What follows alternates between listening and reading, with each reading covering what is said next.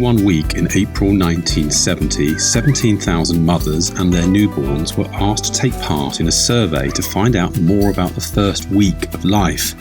This became known as the 1970 British Cohort Study, BCS 70, and this year the study turns 50.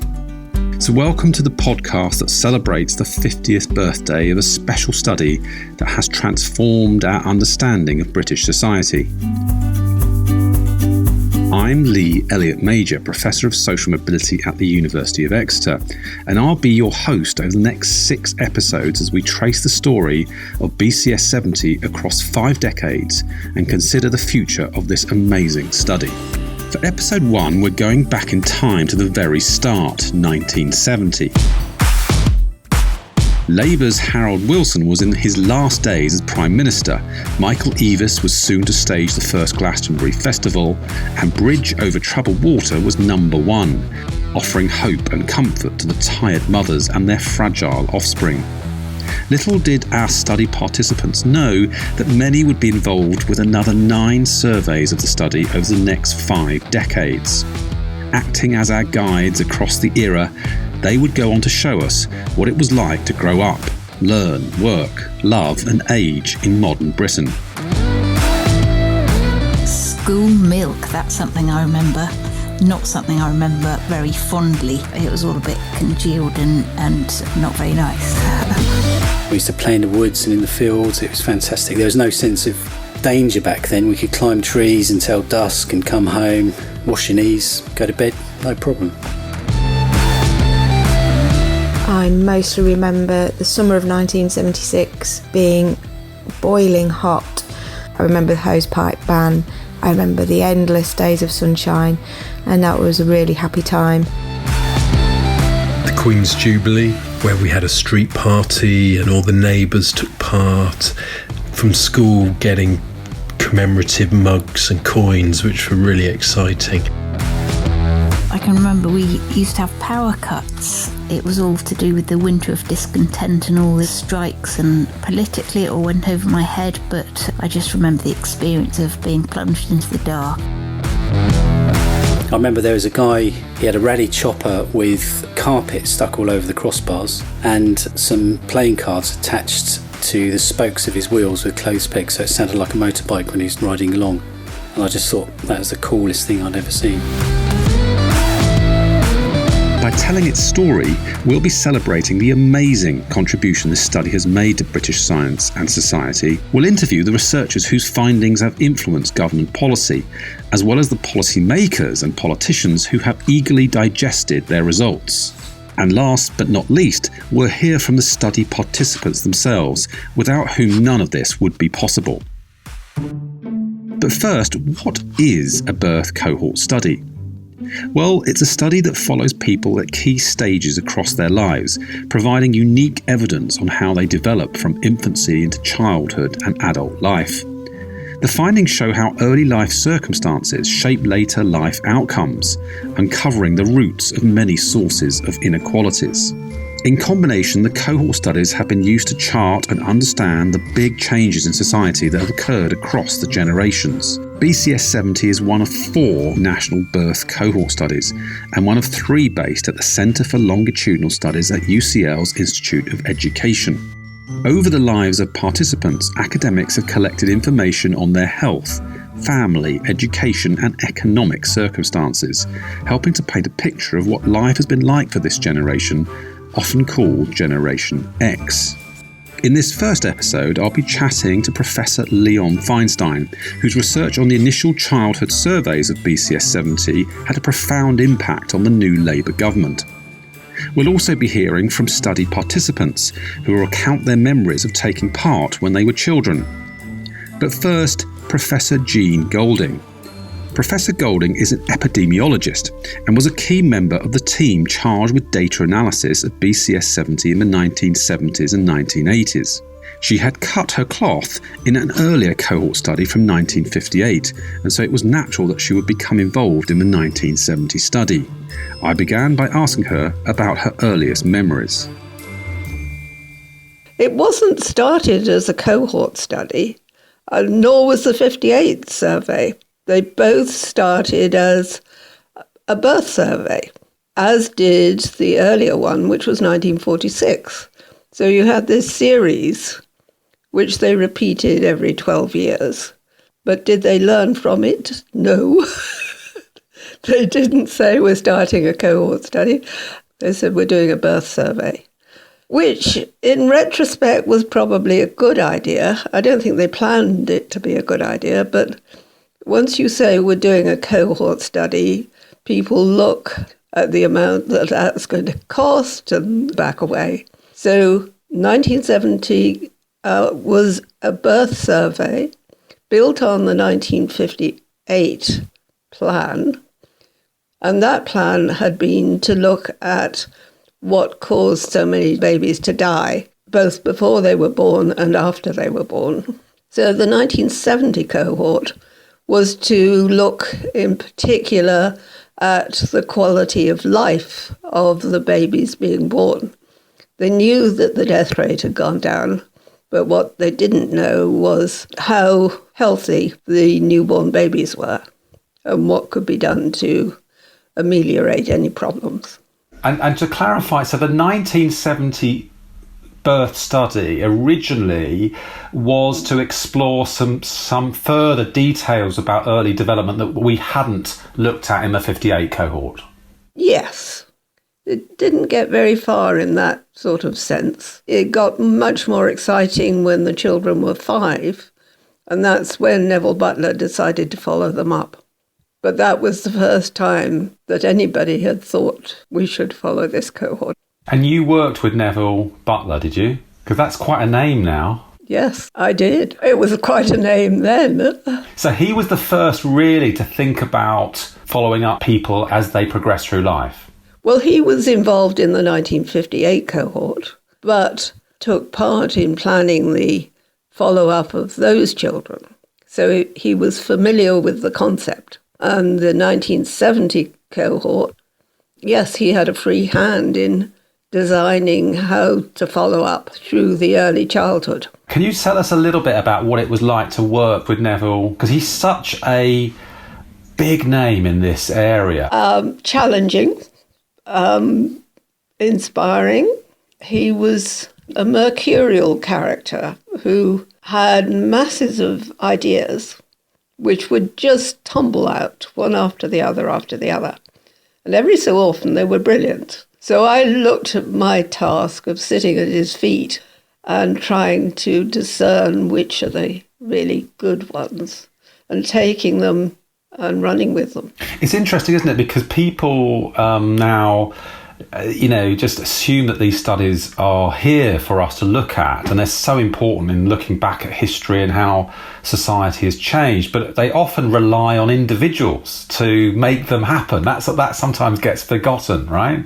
Well, that's certainly the way it used to happen. It was always somebody spearheading. It was a revelation to see the way in which Neville approached the follow-up, because he was a paediatrician, very much involved in the development of children and very much aware of the way in which physical and mental health of children interacted with their parents. So he was pretty far-reaching in his visions. Some of my colleagues overseas are always envious of us, Britain, for the richness of data that we have. Do we know how unusual it is to have had the 1970 cohort? Yes, it's very unusual to have national cohorts, and this is partly involved with the people who take the lead and whether they are happy to spend their time forging forward and raising the money and having ideas rather than taking data off and analysing them and, going on the talking circuit. You worked on the 1970 cohort, right? It's very computerised now, isn't it? What was it like in those days? I have a more vivid memory of the 1958 cohort. All the information of the birth surveys were on punch cards. the team involved would take 17,000 cards to what's called a counter sorter at British Gas somewhere in London. I wasn't involved in this. I had 2 young children I had to look after, thank God.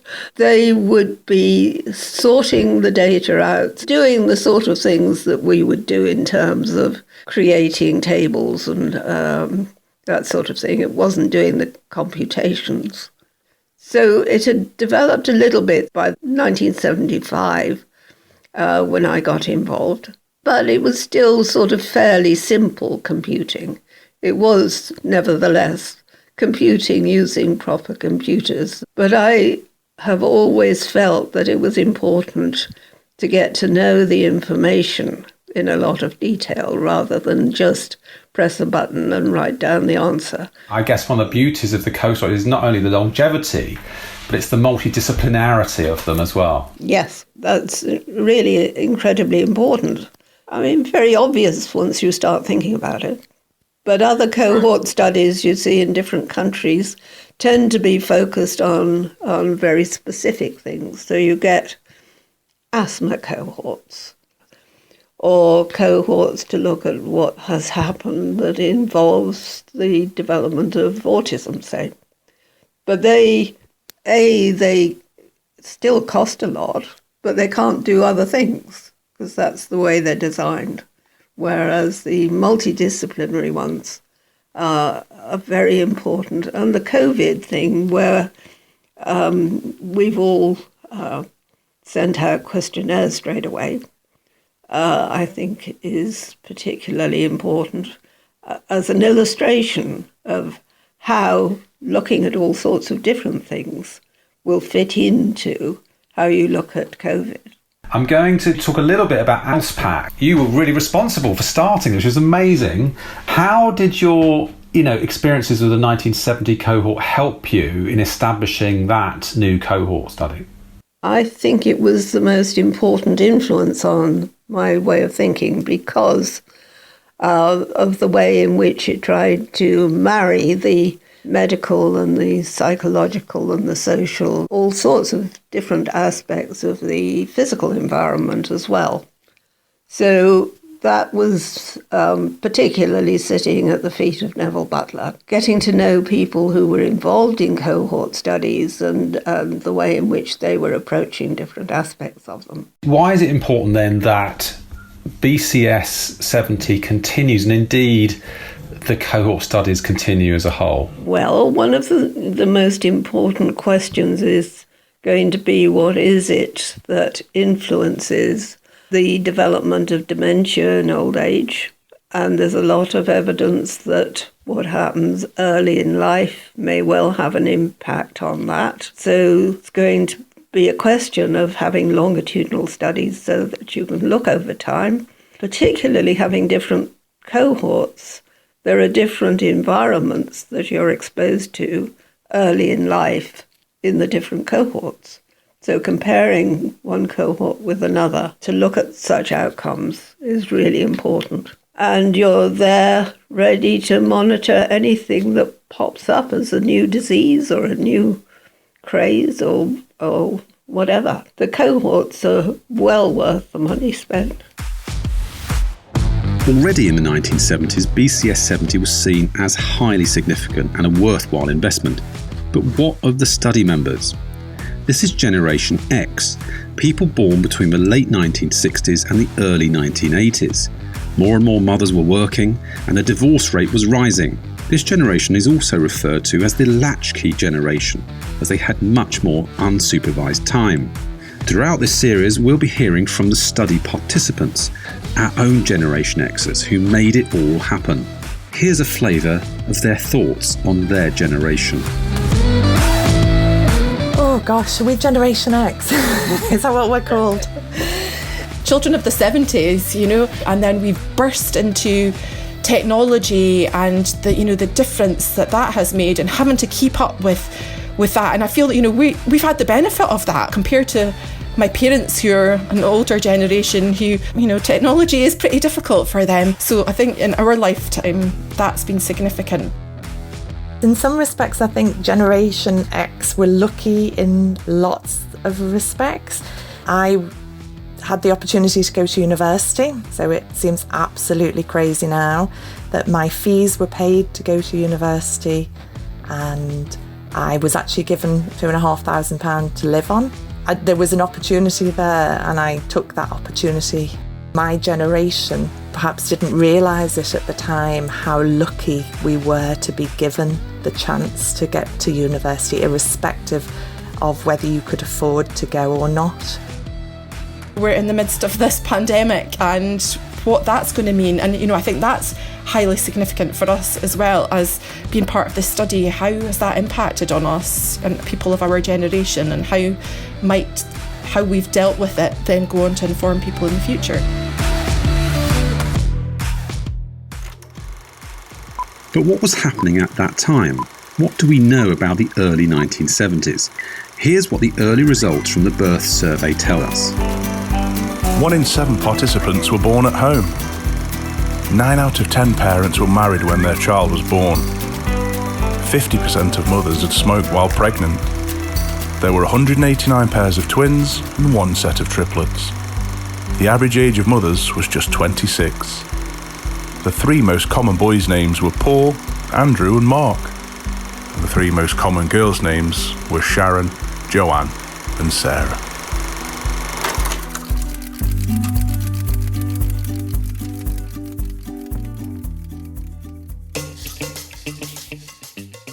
So what was it like to be part of the study? Recollections from the early years of the study are fading, but there are slithers of memories. Here's James reflecting on being part of the cohort. I think my earliest memory is when I was at primary school, and I think it was like a health check, and it was in the head teacher's office and asking questions, and my mum was there. I think it was in the infant school, so that must have been when I was 5 or 6. So I think that's probably my earliest memory of it. My mum would have explained it, and so from an early age probably did, know sort of what was happening. And every time there was, a questionnaire to fill in, or we had a visitor, or a health check, she was always keen that I took part and that we completed it fully. And, I think she saw it as an important thing and honoured to be part of it. And also there was another pupil in my class that was also part of the study. So I remember from quite a young age that we used to talk about it. And we always knew that we were born at the same time because our mums were in the same maternity hospital at the same time. So, but I remember from quite a young age sort of, chatting with her about the study. Dr. Leon Feinstein is Professor of Education and Children's Social Care at Oxford University. Few pieces of research have had such an impact on government policy as Leon Feinstein's analysis of BCS 70 data. This examined the links between family background and children's cognitive development. The research was part of Leon's PhD in the early 2000s. It showed how high-achieving children from poor backgrounds in their earliest years appeared to be overtaken in their later cognitive development by lower achieving children from affluent backgrounds. This was important as it suggested that children's environments, rather than their raw talents, were shaping how well they did at school and in life subsequently. The findings caught the attention of Prime Minister Tony Blair, and within the year £500 million had been assigned to a national programme of preschool provision across the UK. Ask me my 3 main priorities for government, and I tell you, education, education, and education. Leon told me that he was initially interested in the 1970 study because he felt a real connection to the generation. The 70 cohort is so interesting because that's, I suppose, to me, the closest to my life. As a child that, went to comprehensive school and was part of a post-war generation that really had the benefit of huge investments in opportunities for development and part of a period of history in which inequality was reducing and social mobility on some definitions, on some measures, was increasing. And there was this notion of change, but there was also this very clear sense after long periods of conservative rule big questions about the degree to which you could really generate social change and the degree to which inequality, social class inequality, particularly in the UK, is unchangeable, or whether you can really get at it. And that was a very interesting question to me. This PhD has been more impactful, certainly in social science, than any other, I would argue, over the last 30 years. Never has 2 lines on a graph had so much impact in terms of stirring debate about inequality and early childhood development. Can you, for our listeners, explain that curve or the crossover line for us, please? So this is a graph from the 1970 Cohort Study, and we're looking at children at 4 points in time based on the measures that were in the Cohort Study, using particularly the subsamples of data that were available when the children were 22 months old, 42 months old, age 5 and at age 10. So at 4 points in time from 1970 through to 1980. And then all I really did was take 2 variables in a sense. The first one was a measure of cognitive development of the children at those 4 points in time. This isn't a measure of cognitive ability per se. This is a measure of relative performance compared to other children at that age. I then, as a second variable, took a measure of social class, essentially the occupation of the earners in the household, primarily the fathers in these data. The pattern that you see that was striking and interesting to people was the advantaged kids, the upper class kids who scored poorly at 22 months. Their scores just continue to rise through the 4 periods. And the working class kids who scored well early on, their scores declined through the period to age 10. But it's important to say, at 42 months and at age 5, so later on in a different set of tests, more than 3 years later, the working class kids who scored well early on at age 5 were still doing better than the upper class kids who scored badly early on. So it wasn't all noise at all. 3.5 years later, there's still an average difference between those 2 groups, but by age 10, the 2 groups have crossed over, and the upper class kids who'd scored poorly early on have overtaken the working class kids who'd scored well. And that's the crossover that you mentioned, and I think generated a lot of interest and was part of the impact of the graph. And it wasn't an intentional thing. It was one graph in a series of analyses that helped in explaining the broad general finding, which is that inequality in this sense, that social class dominates over early signals of ability in influencing where children ended up in the 1970 cohort in their school development. Researchers spend lifetimes looking for a breakthrough graph like this. You produced a PhD at the beginning of your career, which was explosive in many ways. I'm just wondering, on a personal basis, has it had a personal cost on you? Just because it's had so much scrutiny. Firstly, I was very fortunate in a way that the PhD came out when it did. You know, it was just at the beginning of a government that really wanted to invest in development, in child development, and address inequality. So that the key issues of the graph, I think, really spoke to policymakers at that time. I always dispute the idea that it had impact. It's very hard to say what drives decision making. I'm very skeptical about the degree to which single analyses drive decision making. I think it was useful and it helped people focus and it helped people discuss, and maybe there was an ambition there already that the graph helped kind of symbolize to people, but it didn't drive the interest in development or inequality of the new Labour government by any means. And when you look at how the graph was used, often it was to emphasise the importance of the early years, and that was a debate that had been going on within the Labour Party for 20, 30 years. So I'm sceptical about impact, but at the same time, I've lived off that graph. I can't complain. There were 4 papers in my PhD. That was one of them. And, it's kind of frustrating that the only thing I've ever done that will ever achieved public debate was that, but you know, I'm grateful for it. I think the graph did contribute certainly to the wonderful, in many ways, in my view, renaissance in terms of early years funding and policy under the New Labour regime. And I remember going to conferences across the world and other countries being really envious about this bold move. So can you say a little bit about what happened under the Labour government? Because it was a huge thing at the time, wasn't it? The Sure Start centres. Yeah, absolutely. And I mean, I think Every Child Matters and the kind of Child Poverty Coalition would be two central elements of that. And the New Labour government came in with a real and tangible commitment to reduce relative and absolute child poverty. And that shaped a lot of policy. Every Child Matters was a rich framework. It wasn't actually just about social mobility. It was also about child protection, of course, and safeguarding.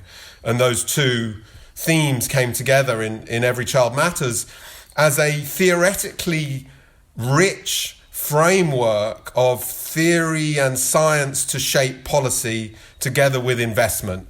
So there's this famous crossover graph, and I think the thing about it, as you say, was that what was so compelling about this was that it showed that to some extent social class was trumping, if you like, some innate ability, if I can call it. Again, I'm careful with all these terms because they're so loaded. It prompted an intellectual debate, didn't it, as well as a policy debate.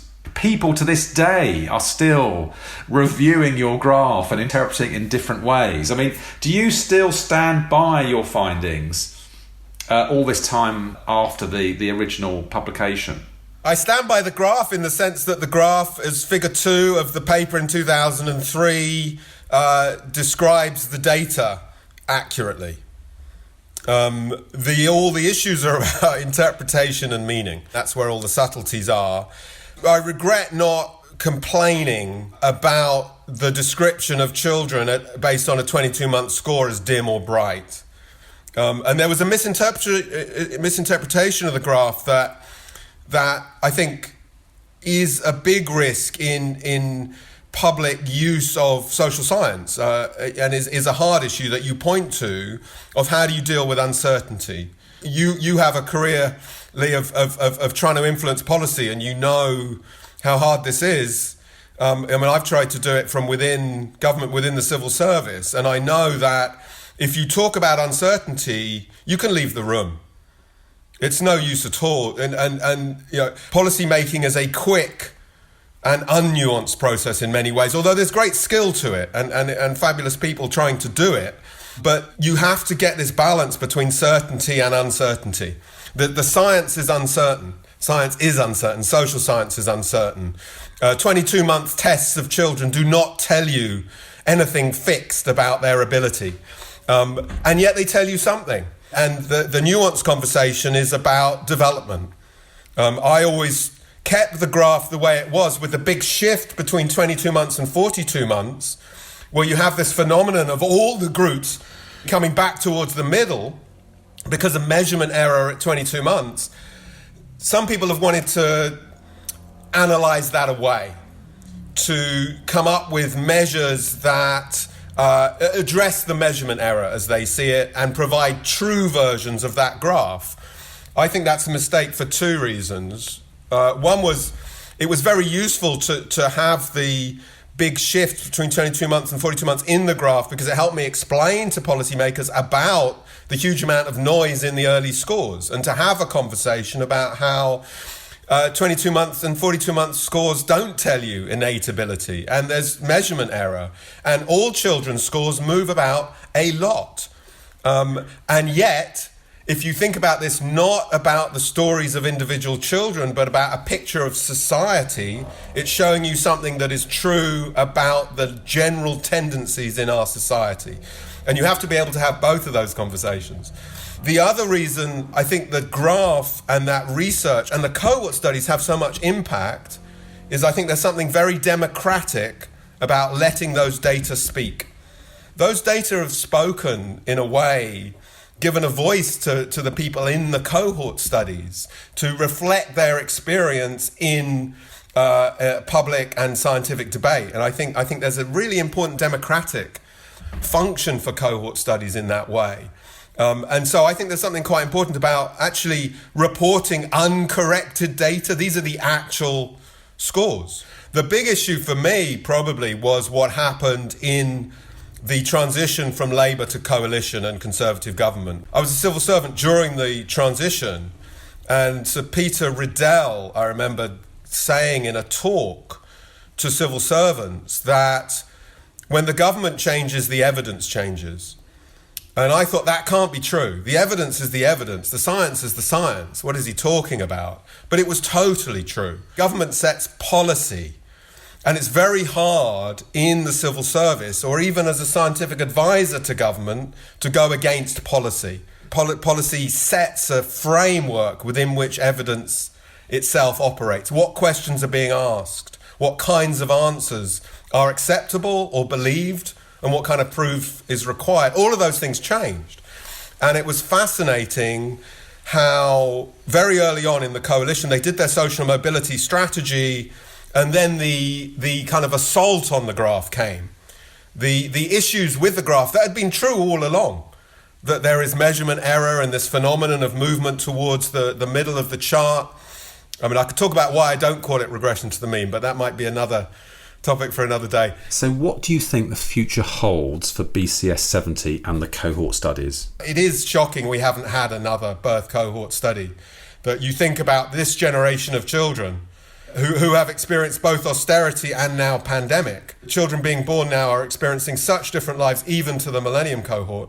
And that we have no data on how those patterns are going to influence structural inequality or the characteristics and experiences of children across the country in a substantive way, I think is a shocking indictment of this government's commitment to data and evidence about children, and indeed about social policy. Jumping back to 1975, here's a flavour of what was happening within families up and down the nation. At age 5, 1 in 3 mums worked regularly outside the home. 60% of participants shared a bedroom and 10% shared a bed. Half had a colour TV and 3 in 5 had a telephone at home. 2 in 5 were read to at home every day. A third of mothers felt children should not talk at the dinner table. Quite a change from these days. Gillian is a member of the 1970 cohort, and she remembers the study when she was aged 5. I was quite shy, hiding behind the curtains when the lady came to interview me. So I wouldn't come out from behind the curtains and had to be sort of shamed into coming out. And there were like various little games and tests and things that she was doing. And they sort of shamed me by getting my younger brother to do them. And eventually I was sort of coaxed out from behind the curtains to take part. But yeah, I was quite nervous. In the next episode, we'll move into the 1980s to find out how Neville Butler kept the study going during a decade of austerity. We'll learn about the benefits of reading for pleasure for children's English and math skills. We'll also ask study participants about their teenage years and find out what it was like sharing their 19th birthday with 4,000 other people at Alton Towers. See you next week.